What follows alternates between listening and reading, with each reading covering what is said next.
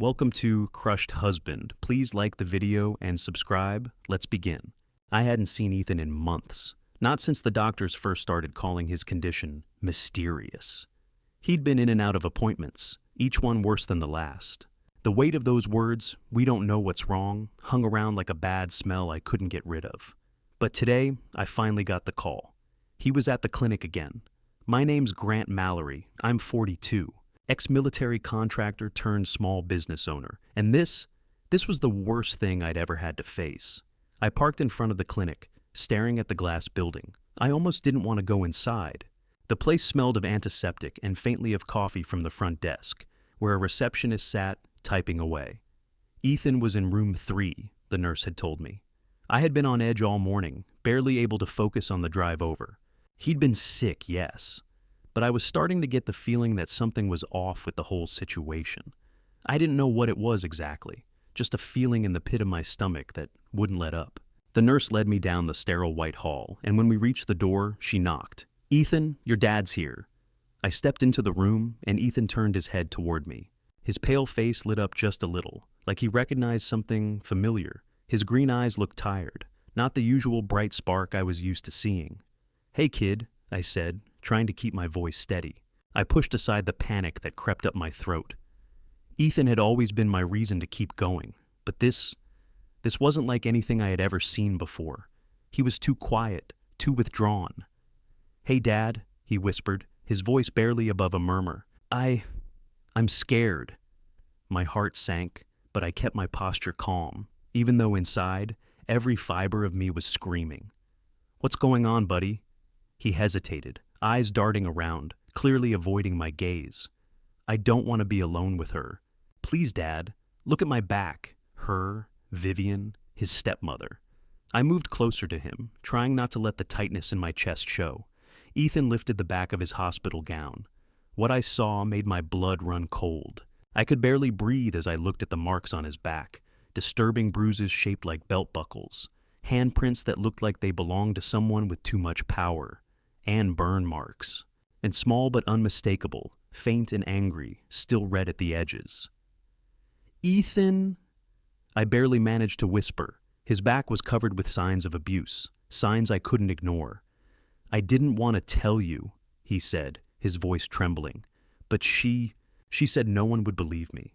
I felt something break inside me, something I couldn't put into words, something sharp, furious, and beyond all reason. At that moment, the door creaked open, and Vivian stepped inside, her heels clicking against the tile. "Grant," she said with a tight smile that didn't reach her eyes. "How is he?" I stood up quickly, my fists clenched at my sides. "You!" I spat, pointing toward her. "What the hell did you do?" She took a step back, pretending to be shocked. What are you talking about?" "Don't play dumb," I growled. "I know what you did to him." Vivian's smile faltered for a split second, but she recovered quickly, putting on that innocent act. "Grant, calm down. It's just a little bruise. It happens with kids." "Little bruise?" I scoffed, barely able to keep my voice in check. "This isn't a little bruise. These are marks from you, aren't they?" Ethan's voice cracked from behind me. "Please, don't leave me with her." The desperation in his voice did something to me, something I didn't know I was capable of. I walked to the wall and hit the nurse call button. "I'm calling security. I'm calling the cops," I said firmly. "You're not getting away with this." Vivian's face twisted, her mask slipping for just a moment before she replaced it with fake concern. "Grant, this is ridiculous. I'm just trying to help him." "No," I said, my voice shaking with rage. "You're not helping. You're hurting him." As the nurse walked in, I stood firm, eyes locked with Vivian. "You'll never be alone with him again. Ever. You're done. I'll make sure of it." Vivian opened her mouth, but no words came out.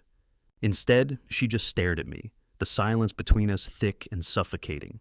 I didn't know what to do next, but the one thing I was sure of was this: Vivian was going down.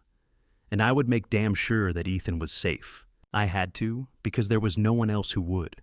The nurse made her way to the phone to call security as I turned back to Ethan, holding his hand gently. "I've got you, son," I whispered. "I've got you." But the rage inside me was already growing. This wasn't just about protecting Ethan. It was about making sure Vivian could never hurt him again. And I'd burn the world down to make that happen. I had spent the last 24 hours doing nothing but pacing, wondering how in the hell I had missed it. How had I let this happen right under my nose? Ethan had been telling me in his own way for months, but I hadn't been listening, hadn't seen the signs clearly enough. Now, as I sat in the sterile clinic's waiting room, waiting to speak to Detective Harlan Boone, I couldn't help but feel like I had failed. I should have caught this sooner. I should have known. Detective Boone was a no-nonsense type of guy. He was tall, broad-shouldered, with a face that had seen too much. His voice was deep and steady when he spoke, which helped in situations like this. But his eyes, they missed nothing. "Mr. Mallory," Boone said, shaking my hand as he sat down across from me. His eyes scanned me for a second before he spoke again. "I've been briefed about your son's injuries. We need to talk about his medical history and your family dynamic. If you're up for it?" "Yeah," I replied, my voice gruff. "I'm not going anywhere." He opened a folder and began scribbling notes. "Let's start with Ethan's condition. How long has he been ill?" "About 6 months," I said, running my hand through my hair. "He started feeling weak, stomach pains, vomiting. Then came the constant fatigue. He was in and out of hospitals. Everyone kept saying the same thing. We don't know what's wrong." But something didn't sit right with me. Boone didn't look up from his notes. "Was there anything in particular that triggered your suspicion?" I hesitated. "Vivian." That caught Boone's attention. He looked up, his pen hovering above the page. "Vivian?" he repeated, eyes narrowing slightly. "Your wife?" I nodded slowly, the weight of it all still heavy on my chest. She always had an excuse, a reason for everything. I thought I was just being paranoid, but after seeing the bruises on Ethan's back, it all made sense. Boone didn't speak right away. He simply watched me, waiting for me to continue. "Ethan and Vivian never really got along, but that's normal, right? It's the whole stepmother thing. I brushed it off for a long time, but she'd get frustrated with him easily, more than anyone else. And sometimes I'd hear them arguing behind closed doors, but when I asked her about it, she'd just say he was being difficult." He scribbled down a few more notes, then asked, "What about his behavior? Did anything change recently?" I thought about how Ethan's once bright demeanor had dulled over time. He used to joke around with me, talk about his friends, his hobbies. But in the past few months, he'd become quieter, more withdrawn. "Yeah," I said, my voice barely above a whisper. "He stopped hanging out with his friends, started skipping meals. He was always tired, but he said it was from being sick. I didn't know what to make of it. I should have seen it sooner." Boone leaned forward, the intensity of his gaze not leaving me. "It's not your fault, Mallory, but we need to focus on what's been going on inside that house. What did Vivian do when Ethan's condition worsened? She kept saying it was normal, that he'd be fine. I told her we should get a second opinion, but she didn't want to hear it. I started noticing things, though. She'd leave him alone for long periods, and then when he was too sick to get out of bed, she'd get angry. I tried to step in a few times, but she'd always tell me I was being overprotective." Boone set his pen down and met my eyes directly. "Do you suspect Vivian of hurting Ethan, Mr. Mallory?" I swallowed hard, the question stinging. I didn't want to admit it, but the evidence was right in front of me. The bruises, the burn marks, Ethan's fear when he'd begged me not to leave him alone with her. "Yes," I said, my voice rough. "I'm sure of it. I'm still trying to process how I didn't see it sooner." Boone nodded, not offering false comfort, but a silent acknowledgement that we had a long road ahead of us. "We'll handle it from here, but you need to be prepared for what's to come. There's going to be an investigation, and it might get messy. If Vivian's involved, this could go public fast." I nodded, taking a deep breath. "I'm ready. I'll do whatever it takes to protect Ethan." Boone gave me a firm, reassuring look before standing up. "Then we'll move forward. I'll need you to stay in touch, Mr. Mallory. I'll be in contact once we've gathered more information." As he walked out, I stood there for a moment, the reality of what was happening settling in. Ethan had been living in that house with a monster, and I hadn't seen it. I should have done something sooner. But now, things were different. I wasn't going to let Vivian get away with it, and I would make sure Ethan was safe, no matter the cost. I just hoped it wasn't too late. The next day after my conversation with Detective Boone, I couldn't shake the feeling that something wasn't adding up. The bruises, the strange behavior, the secrecy that always surrounded Ethan and Vivian. It all felt like pieces of a puzzle that I hadn't been able to put together until now. I had to know more. I had to understand what had been going on behind closed doors, what Ethan had been trying to tell me all along. Ethan's backpack sat in the corner of the room, untouched. I hadn't even thought about it until that moment, but something told me I should look inside. I wasn't proud of going through his things, but in that moment, it didn't feel like an invasion of privacy. It felt like the only way to truly understand what was happening. I unzipped the bag, rummaging through the papers, the textbooks, and the few crumpled up snack wrappers. And then, at the very bottom, I found it. A small leather-bound sketchbook. It was Ethan's. I could tell by the little E scrawled on the inside cover in a rushed, childish hand. My heart tightened as I flipped through the pages, each one filled with his drawings, dark, eerie, disturbing. The first page made my stomach drop. It was a drawing of a woman. Her face was mostly shaded in, but the outline was unmistakable. Vivian. The woman was standing over a small child, her hands raised as if she were about to strike. The child's face was covered by their hands, but the anguish was clear even in the messy lines. I turned the page. Another sketch, this time of a large man. His face was completely scratched out, as if Ethan had been unable to bring himself to draw the details. But I knew who it was, the man from the party. Kurt, Vivian's accomplice. As I flipped through the pages, the pictures grew darker. The bruises on the child's body, the sad, hollow eyes staring back at me from the paper. The messages scribbled beneath the drawings were almost impossible to make out. But they were there, words of fear, of a child crying out for help. Mom says no one will believe me. The words hit me harder than I expected. Ethan had been trying to speak out, but no one had been listening. No one had been looking for the signs, and the one person he trusted most had betrayed him. My breath caught in my throat as I turned the final page. A final message clear as day, scrawled in large letters. "Help me, Dad." I slammed the book shut, my hands shaking. This was real. This wasn't just a phase or some miscommunication. Vivian had been hurting him, and Ethan had been begging for help the entire time. I felt a fire ignite in my chest, something I had never felt before. Not this raw, pure, unrelenting anger. The kind that made your hands ball into fists before you even realized what was happening. The kind that made you want to destroy the person who hurt someone you loved. I was still reeling when the doorbell rang. I glanced at the clock. It was nearly noon. I wasn't expecting anyone, but the moment I stood up, I knew who it was. The knock came again, this time more forceful.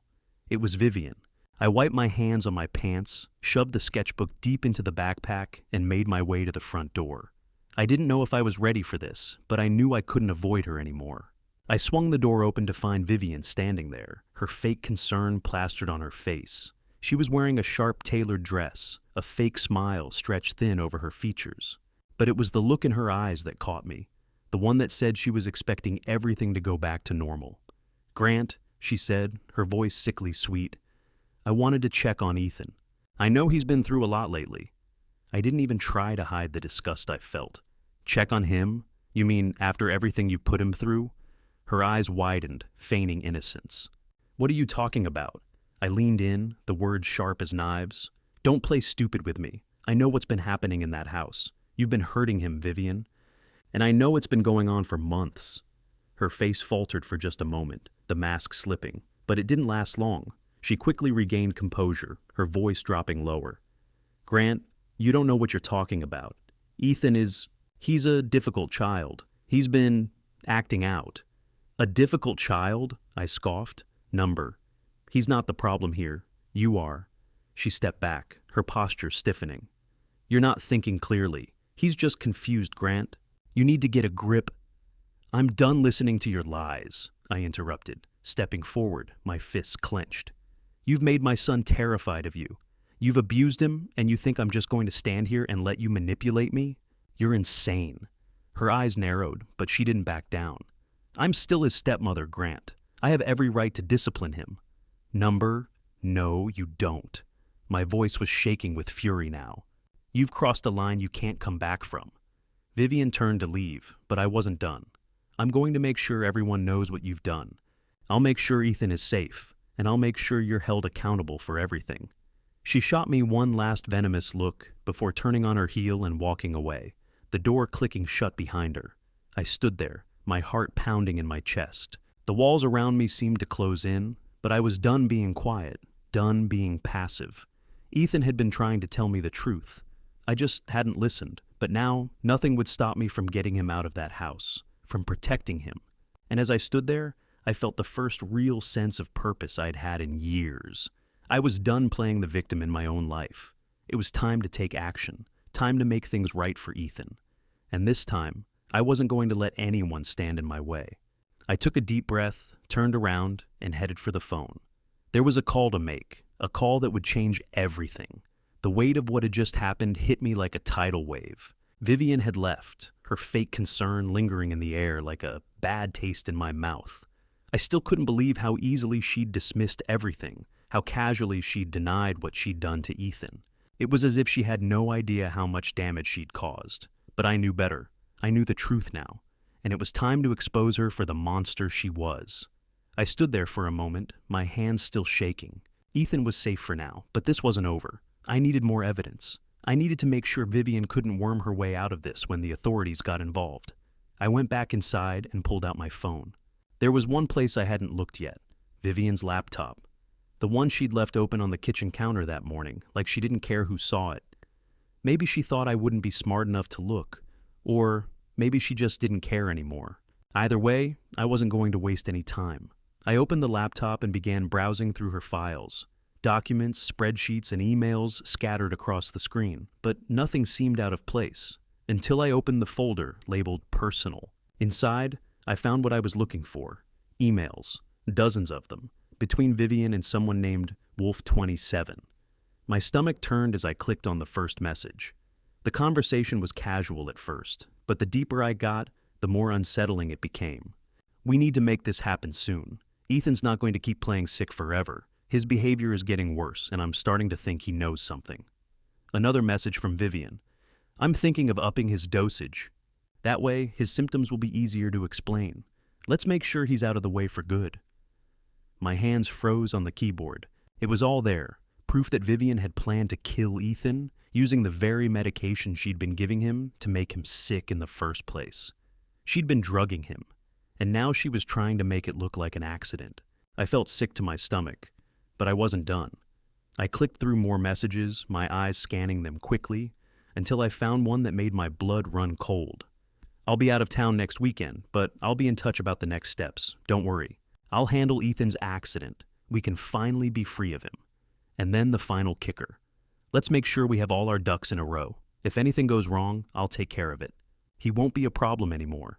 I slammed the laptop shut, my heart racing. I knew I had to act fast. I had the evidence now, but I couldn't go to the police just yet. I had to make sure Vivian couldn't run, couldn't cover her tracks. I needed her to trust me. I ran my hands through my hair and paced back and forth. My mind raced through every possible way I could get her to fall into my trap. I had to make her think everything was fine, that I still believed her lies. I had to play the game carefully. I glanced at my phone again. I knew who I needed to talk to next. It was time to call Kurt. The gym where he worked wasn't far from here, just a few blocks down. I dialed his number and waited for him to pick up. "Hello?" "Kurt," I said, my voice low and steady. "We need to talk. It's time to come clean." There was a long pause on the other end of the line, and I could practically hear him sweating. "What are you talking about?" "I have everything," I said, keeping my voice calm, but the words were sharp. "The emails, the plan. I know what you and Vivian are up to." There was a click, a shuffle, and then silence. I could almost hear Kurt trying to decide whether to hang up or face what was coming. "Listen," he said finally, his voice shaky. "I didn't mean for any of this to happen. I just—" "Stop," I cut him off, my voice hard. "I don't care about your excuses. I want you to tell me everything. Who else is involved? What's the plan? And most importantly, how do I get Vivian to trust me long enough to get her where she belongs?" Kurt hesitated again, then sighed, knowing there was no way out. "All right, fine. I'll tell you everything. But we have to do this carefully, okay? Vivian's not someone you can just walk up to and expose. She's dangerous." "I know," I said, my voice cold. "Which is why you're going to help me bring her down. All of it. Now." And that was when I realized how far I was willing to go to make sure Ethan was safe. I wasn't just gathering evidence anymore. I was setting up a trap, one that would make sure Vivian would never hurt anyone again. But to do that, I needed to break Kurt, and with him, I could break Vivian. I wasn't playing games anymore. This was war, and I was going to win. The following days felt like a blur, almost like I was watching the world from the outside. The pieces of my life, the ones I thought I understood, were falling apart, and I was just scrambling to hold on to what was left. But there was something I knew for sure. Vivian couldn't keep getting away with this. She had to pay for what she'd done to Ethan. That's when the idea hit me. Elaine, our nosy neighbor, was always watching everything.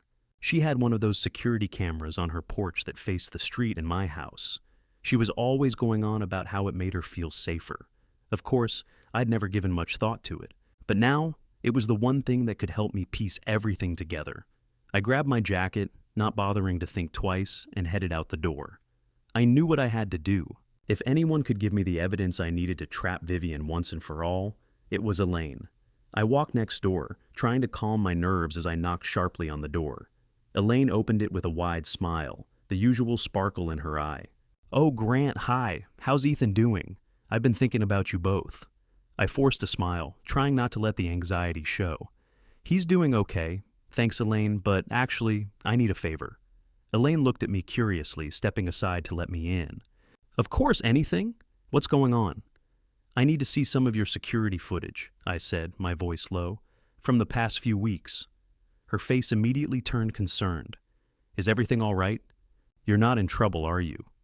"No," I said quickly, shaking my head. "It's just, I need to make sure I have the facts. I can explain later. But if you could just show me the footage." Elaine seemed to hesitate, but after a moment she nodded. "All right, I'll show you. I've got it all stored right here." She led me over to a small TV set up in the corner of her living room, and I sat down, watching her pull up the camera footage. My heart pounded in my chest as I waited. Then, there it was, the footage from about a week ago, the day before Ethan was hospitalized for the last time. Elaine clicked on a video, and the screen showed the front of my house. The timestamp confirmed it was late at night. As I watched, my breath caught in my throat. Vivian and a man, whom I now knew to be Kurt, were standing on the porch, talking quietly. Then, they both moved toward the side of the house, out of the camera's view. But it wasn't just a casual conversation. No, this was a planned meeting. Elaine paused the video and rewound it. "Is that?" "Yeah," I muttered, my throat dry. "That's Kurt and Vivian." She looked at me, her face pale. "What are they doing?"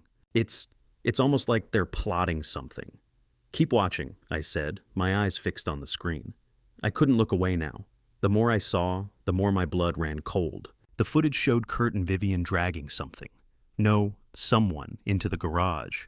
My heart stopped. "Ethan," I watched in stunned silence as they shoved Ethan, unconscious or barely awake, into the garage, out of sight. The door to the garage closed behind them, and for a moment, the world outside the screen faded away. "Elaine," I whispered, barely able to form words. "Do you have anything from after that? I need to see what happened next." Elaine hurriedly fast-forwarded through the footage, her hands shaking slightly. Then she froze it again. "Here," she said quietly, her voice barely above a whisper. The next video showed Kurt and Vivian, clearly agitated, leaving the house an hour later, heading toward their respective cars. I could barely breathe. The scene played out in front of me like a nightmare I couldn't wake up from. Kurt and Vivian had hurt Ethan, dragged him into the garage like a piece of trash, and all while, I had no idea. The rage building inside me felt like it was going to burn me alive. "We need to copy this," I said, my voice barely audible as I turned to Elaine, who was watching me, her eyes wide with concern. She nodded, moving quickly to grab a flash drive from the table. "I'll copy it for you. You need to show this to the police, Grant." I took the drive from her with shaking hands, my stomach a twisted knot of fury and fear. I couldn't believe what I was seeing. This was more than I ever expected. They were planning something. They were trying to kill Ethan, and they thought they could get away with it. "Thanks, Elaine," I said, swallowing hard. "You have no idea how much this helps." "Of course," she replied softly. "But Grant, what are you going to do now?" I stood up, the weight of the flash drive in my pocket a heavy reminder of everything that had led up to this. "I'm going to make sure they can't hurt him anymore. I'm going to make sure they both pay for this." I turned and walked out of her house, my mind already racing with the next steps, the next phone call, the next move. I wasn't done yet, not even close. As I drove back home, I didn't feel the relief I expected. The evidence was there, but the fight was just beginning. I was on a mission now, a mission to protect Ethan, no matter what it took. And I wasn't going to stop until Vivian and Kurt paid for everything they'd done. The gym was a quiet place early in the morning, the only sounds the soft thuds of weights hitting the floor and the steady hum of the treadmill machines. Kurt, the man who had been pulling the strings with Vivian, worked here, managing a small local fitness center. I knew he'd be there. He was a creature of habit, just like everyone else with something to hide. I stood outside the gym, the flash drive in my hand, my heart pounding as I stared at the front door. This wasn't going to be easy, but I knew it had to happen. I couldn't go to the police yet. They needed more than just suspicion. They needed Kurt's confession, his full cooperation. I slipped the drive into my jacket pocket and walked inside. The smell of sweat and rubber hit me immediately. I could already feel the tension of the place, the unease of being around people who didn't know what was coming. Kurt was behind the counter, leaning against the register, his back to me. His hair was tied back, his typical gym look, tough, untouchable. He was the kind of guy who thought he could intimidate people just by walking into a room. But I wasn't intimidated anymore, not after what I'd seen, not after what I knew. I approached the counter slowly, my hands steady. "Hey, Kurt," I said, my voice calm, but with an edge that made his back stiffen. "Got a minute?" He turned around, his eyes flicking to me, with the casual indifference that I had grown to hate. He didn't recognize me at first, but that didn't matter. He would soon. "Grant," he said, his voice low but trying to sound casual. "What's up? You need a membership?" "No," I said flatly. "I need a conversation." Kurt raised an eyebrow. "Look, man, I don't have time for—" "Sit down," I interrupted, taking a step forward, my eyes narrowing as I walked closer. His face faltered for just a second, but then his usual bravado came rushing back. "What the hell is this about, Mallory?" he asked, but there was a twitch in his voice, the hint of nervousness just beneath the surface. "I know what you've been doing with Vivian," I said, my voice low and steady. "I know what you're planning for Ethan." Kurt's face turned pale in an instant, the color draining from his features. He started to shift on his feet, but I wasn't about to let him off easy. "You don't know what you're talking about," he muttered, but I could see the sweat starting to form on his forehead. "No, I know exactly what I'm talking about," I said, pulling out the flash drive and slamming it on the counter in front of him. "I know everything. I've seen the emails. I know about Vivian's plans to kill Ethan, to make it look like an accident." For a moment, Kurt froze. His eyes flicked from the flash drive to me, panic flashing across his face. You don't know anything. You're just making shit up." I leaned in, my voice turning cold, sharp like a knife. "I know you're involved, Kurt. I know what you've been doing. The manipulation, the drugs, the threats. And if you don't want me to walk straight to the cops and show them everything you've done, then you'll start talking. Now." Kurt took a step back, his eyes darting to the door. I could see him calculating, trying to figure out his options. He knew he was caught, but he didn't want to admit it. Not yet. "Listen," he started, his voice shaky. "Vivian, she's not who you think she is, okay? I didn't want to do any of this. I thought—" "You thought what?" I cut him off, slamming my hand on the counter. "That she would love you? That you'd get away with it?" Kurt looked like he might break at any moment, but his pride kept him from fully crumbling. He was a coward, and cowards always try to save their own skins. "Look, man, I didn't mean for it to go this far," he said quickly, glancing around as if he could find a way out. "Vivian, she told me everything. She said Ethan was a problem, that he was getting in the way, and we needed to fix it." "Fix it?" I repeated, my voice dripping with disgust. "By killing him?" I didn't want to kill him," Kurt stammered, his hands shaking. "But I don't know. I thought if we made him sick enough, it would look natural. I didn't mean for him to, die. I don't know what I was thinking." "Vivian thought she could kill Ethan and make it look like an accident, didn't she?" I said, my voice steady as I watched his face twist with fear. "You were going to help her." Kurt nodded quickly, his expression frantic.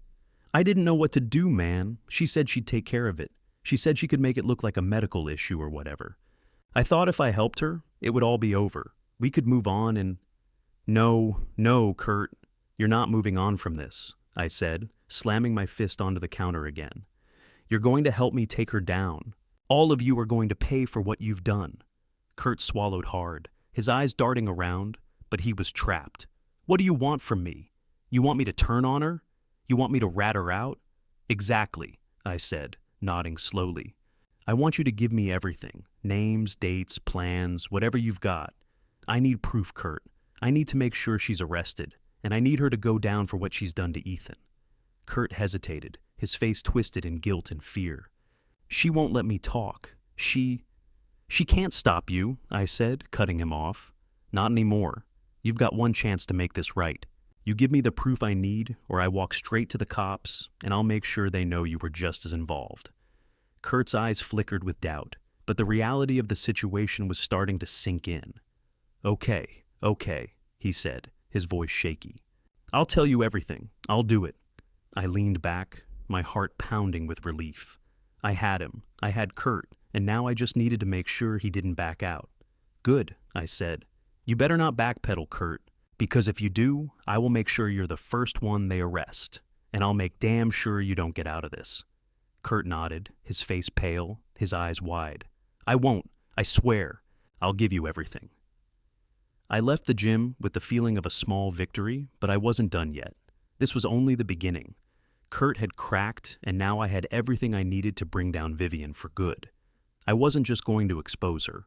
I was going to make her pay.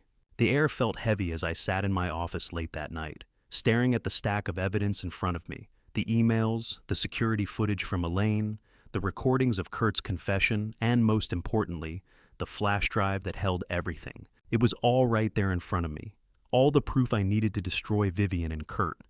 But there was still one more step to take. I couldn't just hand everything over to the police and hope for the best. That wasn't going to work. I needed to make sure this would blow up in the public eye. I needed the whole town to know what kind of monster Vivian was. That's when I thought of Darla Kingsley. Darla was someone I'd met a few years ago when she started a local podcast, Hidden Truths. She had this uncanny ability to dig into people's lives, uncover secrets, and expose corruption. Her podcast had gained a decent following in the area, especially with how she'd covered issues of domestic abuse and corruption within local businesses.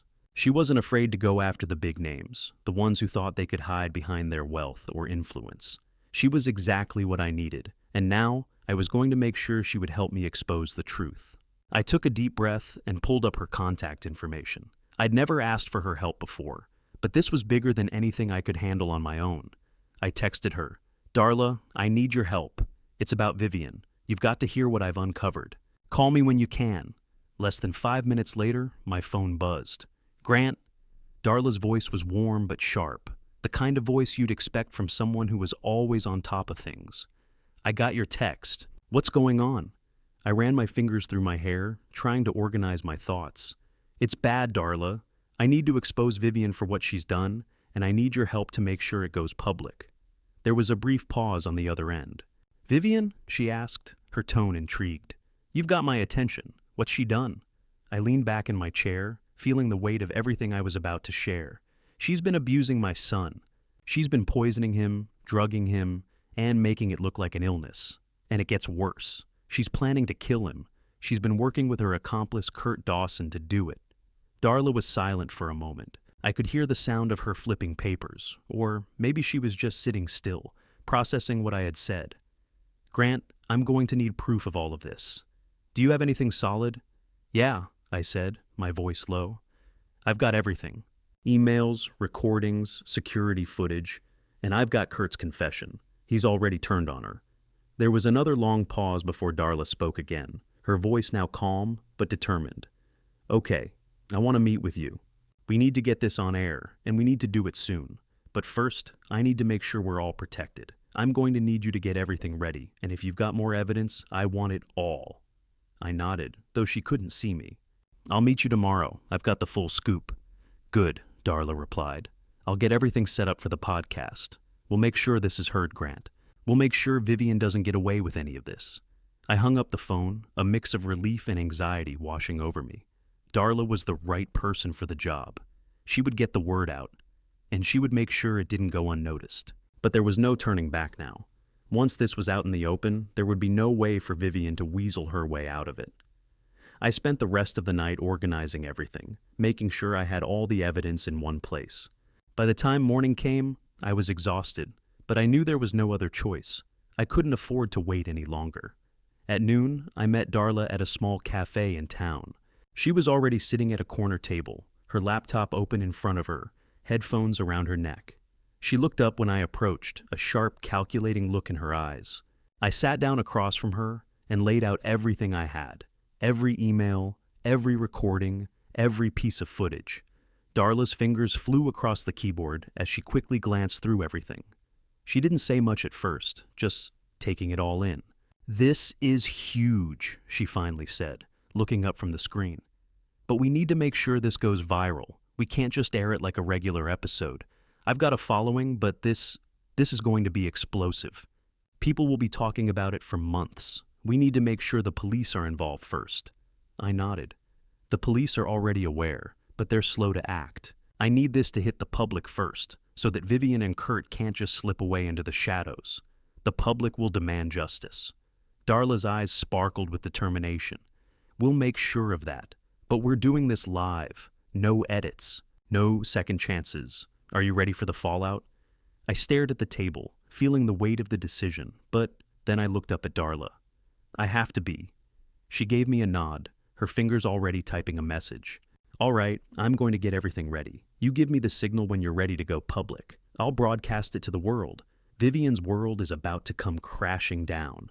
I stood up, feeling the finality of it all. It was out of my hands now. Darla would make sure the world knew what Vivian had done, and she would make sure the truth came out. I walked out of the cafe with a sense of purpose I hadn't had in a long time. I was done hiding, done waiting. Vivian's reign of terror was over. The podcast would expose her, and nothing would stop it now. The only question left was whether Vivian and Kurt would be able to run from their own lies, or if they would be forced to face the consequences. Either way, I was ready. This time, I wasn't backing down. I was about to make sure they both paid for everything. It had been 2 days since the podcast went live, and the response had been overwhelming. People were calling in, emailing, and flooding social media with messages of support for Ethan and anger toward Vivian. The evidence was irrefutable, and the story was spreading faster than I could have imagined. I'd spent the last few hours responding to calls and messages, trying to keep up with the chaos, but there was still one thing left to uncover. Why? Why had Vivian been so determined to hurt Ethan? It was obvious she didn't care about him, but what had driven her to go this far? Why had she been willing to kill him? I sat at my kitchen table, staring at the pile of papers in front of me. My mind kept going back to the emails, the recordings, the footage. It wasn't just the abuse I had uncovered. It was the way Vivian had tried to orchestrate Ethan's death. She wasn't just trying to get rid of him for the sake of convenience or out of spite.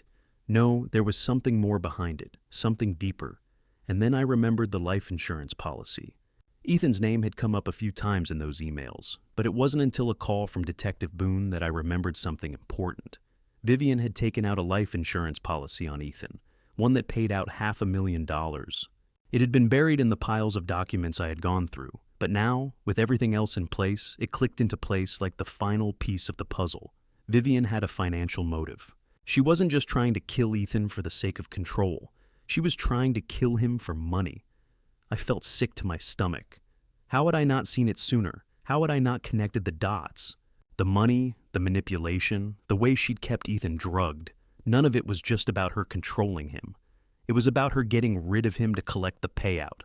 The phone rang. I picked it up without thinking. "Grant, it's Boone," the detective said, his voice low but urgent. "We've been going through Vivian's financial records. You were right. She's been forging documents. The life insurance policy. It's on Ethan. And the policy itself. It's been in place for almost 2 years. She's been planning this for a long time." I leaned back in my chair, the weight of his words settling heavily in my chest. "I knew it," I muttered. "I knew something was off. She wasn't just hurting him. She was planning his death for the money." Boone's voice became more serious. "There's more. We've also found evidence of falsified medical records. Vivian was submitting false claims to the insurance company, using Ethan's condition to make it seem like he was unwell. But the reports we've pulled show that no one, no doctor, ever diagnosed Ethan with what she claimed he had. She was playing the system the whole time. I felt my blood run cold. She's been drugging him to keep him sick, to make it seem like he's dying. But all of this was just for the payout. I paused, trying to wrap my head around the full scope of what she'd done. What's the next step? We're building a case, Boone said. We're going to need to bring in some experts to confirm the fraud. But the insurance company is already on it. They've flagged the policy, and once we have everything in order, we'll move forward with charges. But, for now, we need to stay quiet. We don't want to tip Vivian off. I leaned forward, my fists clenched on the table. I need to get Ethan away from her, now. Boone's tone softened. I understand. But you have to be careful. Vivian's dangerous. If she knows you're onto her, she'll do anything to get out of it. Keep Ethan close and keep the pressure on her. We'll be ready to make an arrest soon, but you need to stay one step ahead. Understood, I said, hanging up the phone. My mind was racing, every piece of the puzzle coming together. I was angry, more than I'd ever been. Vivian had used me, used Ethan, and now I knew the full extent of it. She was nothing more than a cold, calculating person who would stop at nothing for money, but now she was going to pay. I looked out the window, my eyes narrowing as I thought about everything she'd done to Ethan. How she had made him believe he was sick, how she'd manipulated him, how she'd abused him for months, how she had tried to kill him for her own gain. The thought of Vivian walking free after everything made my blood boil. I couldn't just wait for the police to make their move. I needed to act now, while I still had the upper hand. I grabbed my phone and texted Darla. Vivian's insurance policy is the key. I'm going to make sure she's exposed completely. She can't get away with this. The reply came almost immediately. I'm on it. We'll make sure she can't hide. This is going public, Grant. She won't be able to worm her way out. I smiled for the first time in days. Darla was right. Vivian was done. And Kurt? He was already halfway to a full confession. But it wasn't just about the insurance policy or the money. This was about what she had done to Ethan, how she had abused him, manipulated him, and tried to kill him. For the money. The next step was clear. I needed to confront Vivian. I wasn't going to wait around for the police anymore. I wasn't going to sit back and let her play the victim. I was going to make sure she knew exactly who was in charge. And I was going to make her pay for everything. For Ethan. For me. For everything she'd taken from us. The courtroom was packed. I hadn't realized how many people had been following the story until I saw the rows of faces, all turned toward the front. Some looked sympathetic, some curious, others angry. It felt like the weight of the world was on my shoulders as I stood at the back of the room waiting for the trial to begin. Ethan was sitting beside me, his hands resting in his lap, his face pale and tight with anxiety. It had been months since the podcast went live, months of public scrutiny and whispered conversations. But this was different. This wasn't just about exposing Vivian. It was about making sure she paid for everything she'd done to Ethan, and to all of us. I looked over at the defense table, where Vivian was sitting, her eyes cold, calculating, as she spoke in hushed tones with her lawyer. She looked like she hadn't aged a day, her expensive suit sharp and well-fitted, her makeup flawless. If it weren't for the slight twitch in her hand, the way it trembled when she adjusted her papers, you'd never guess she was facing the possibility of spending the rest of her life in prison. Across from her, Kurt sat slumped, his shoulders hunched as if he were trying to make himself as small as possible. He was barely making eye contact with anyone, his hands folded in front of him like he was ashamed of the life he'd thrown away. He had already agreed to testify against Vivian in exchange for a lighter sentence. He was hoping for mercy, but mercy had already run out for both of them.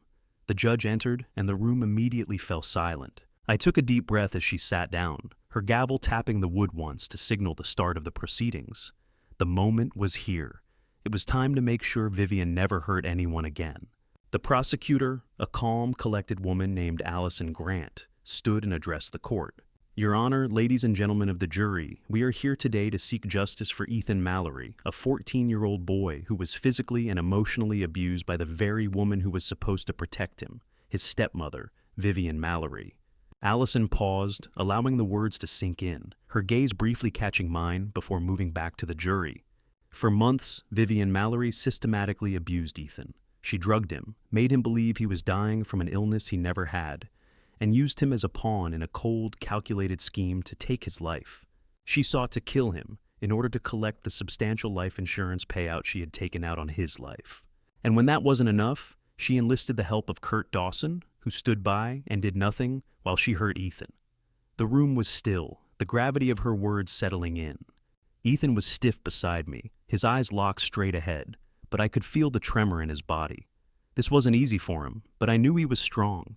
He had already told his story, and now it was time for everyone to hear it again. Allison turned to Vivian, her voice sharp and accusing. Vivian Mallory's actions were not the result of a momentary lapse in judgment. This was premeditated, calculated, and done with full knowledge of the consequences. She has shown no remorse for what she's done. Her only concern has been for herself. The money, the control. Vivian's lawyer stood up to object, but the judge waved him off. Vivian's expression was still cold, but I could see the cracks in her facade.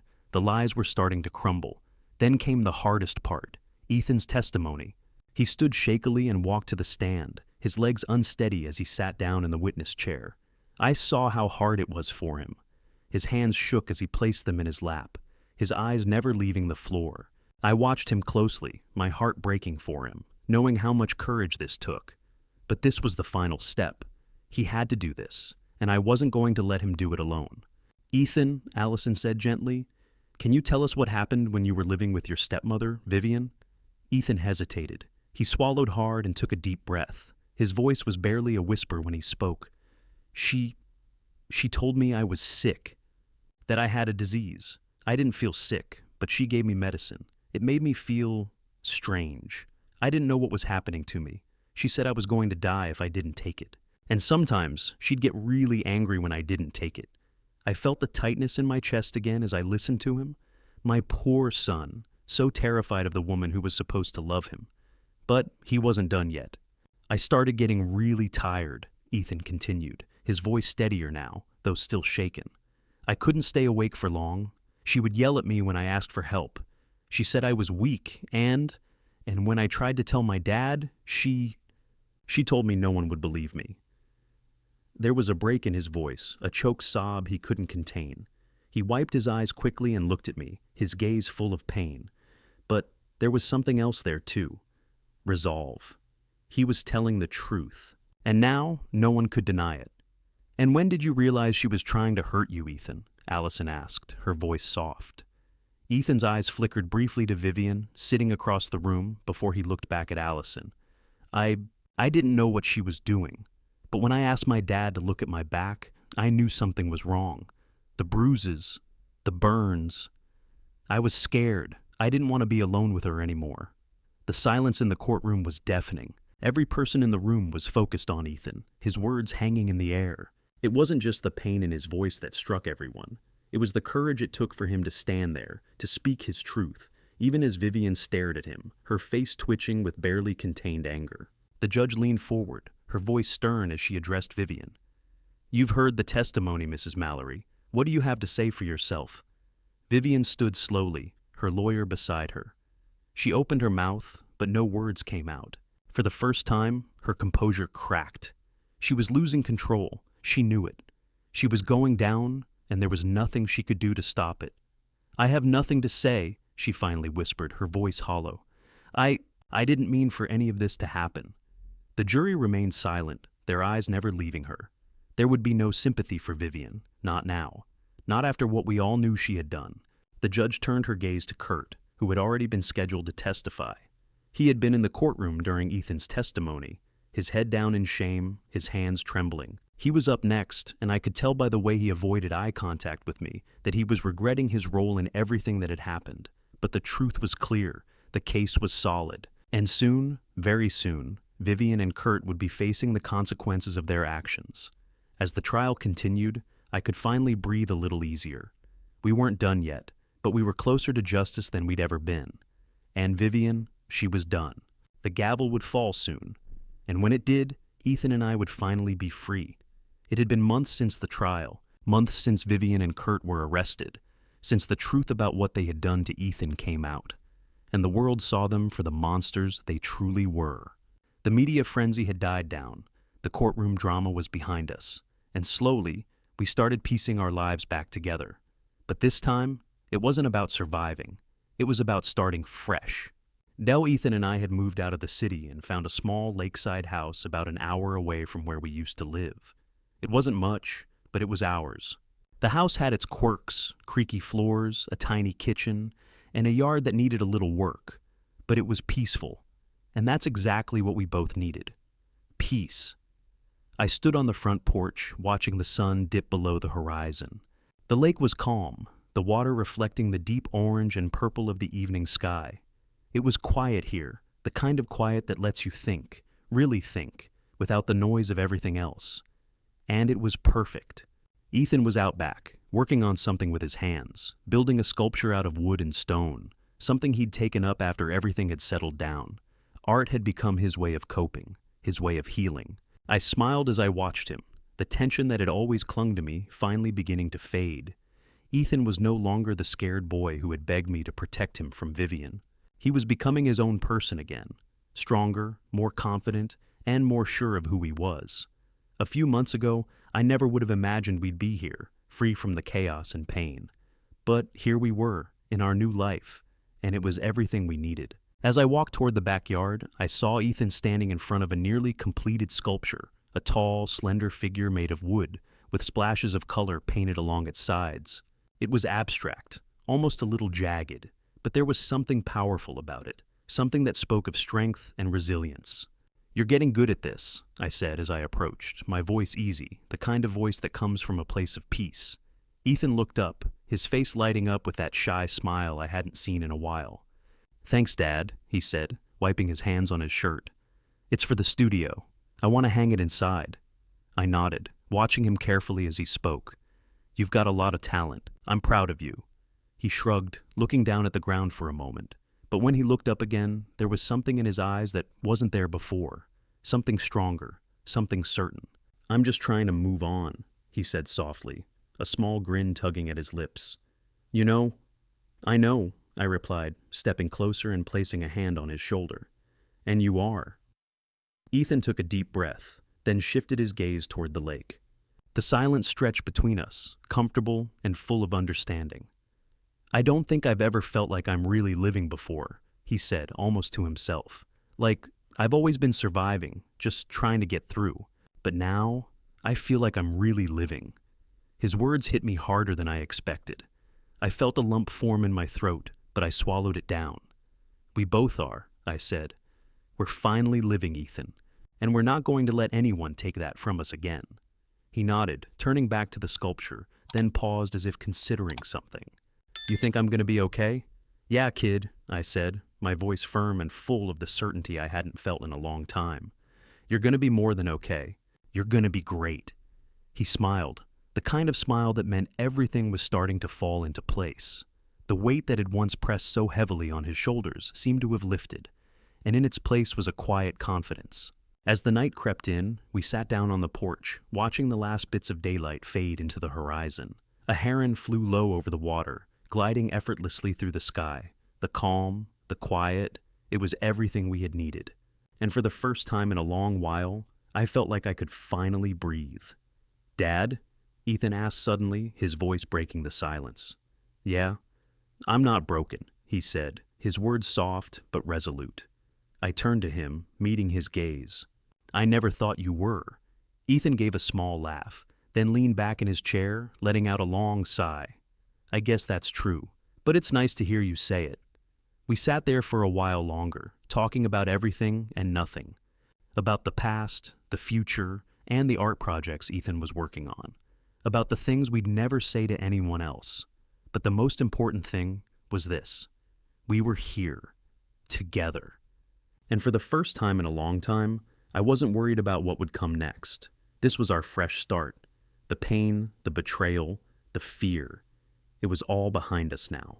What mattered was that we had each other, and we had a chance to build something new, something real. As the night deepened, I looked out over the lake again, the stars starting to twinkle above us. I wasn't sure what the future held, but I knew one thing for sure. Ethan and I were going to face it together, and for the first time in a long time, I felt hope. True, honest hope. We were going to be okay. No, we were going to be more than okay. We were going to thrive. The end.